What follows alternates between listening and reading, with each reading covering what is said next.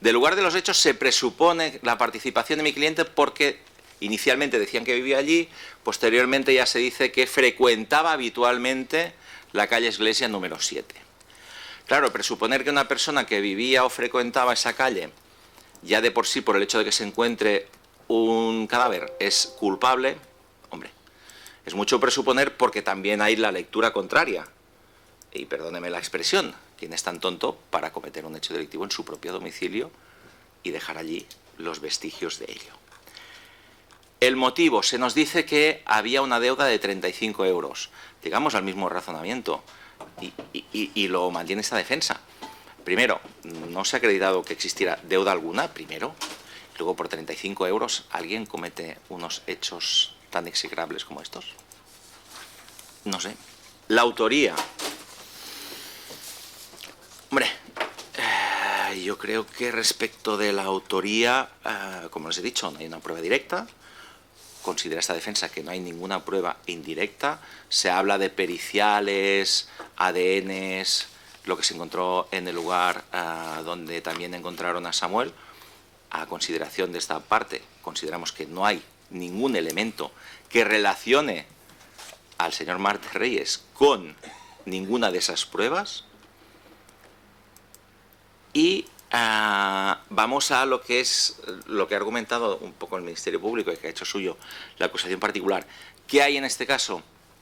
Una coacusada que dice que acude voluntariamente a policía local y posteriormente interviene en Mossos d'Esquadra, en que dice una serie de cosas que en todo caso ya las expondrá si cree que es su derecho a ustedes, y es realmente la base que da inicio a las actuaciones judiciales y la base que da inicio a la investigación que se dice que llevó a cabo el Juzgado de Instrucción número 2 de Valls.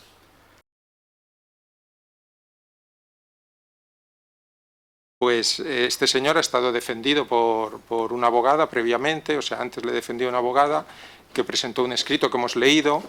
Yo le he dicho antes que me gustaría poder presentar mi propio escrito como abogado de la defensa, porque considero que lo que hizo la abogada, más que defender al señor Roberto Flores, era acusar a otra persona, y aquí ya hay acusaciones suficientes. Está el fiscal, está el representante de la familia del fallecido, que se dedican a eso. Entonces yo creo que como defensa lo que tengo que hacer, y es lo que me ha pedido el señor Roberto Flores, y por eso ha cambiado de abogada, es, oye, él se quiere defender, y él se quiere defender porque no está de acuerdo con lo que se le está acusando. Él no sabe quién acabó con la vida del señor Ciurana, no lo sabe, no puede atribuirle esa responsabilidad a otra persona.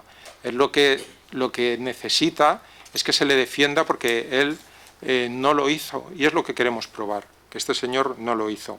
Es que el señor Roberto Flores es una persona, se verá en el juicio, se aportarán pruebas al respecto, es una persona que tenía serios problemas de alcohol, serios problemas de drogas, vivía en un ambiente de cierta marginalidad.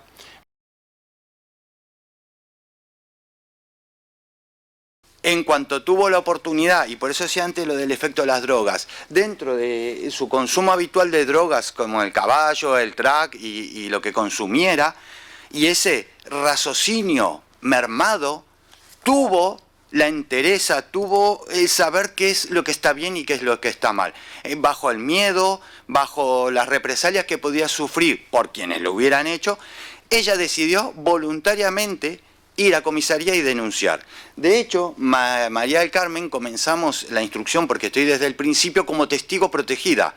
Y aún así, el juzgado de Valls le pidió que tenga un abogado, lo cual no tiene sentido, porque si es testigo no tiene abogado. Empezamos desde el principio. Ella hace una serie de declaraciones ajenas a la realidad, que es lo que tenía en su cerebro, pero que no es cierto ni está demostrado.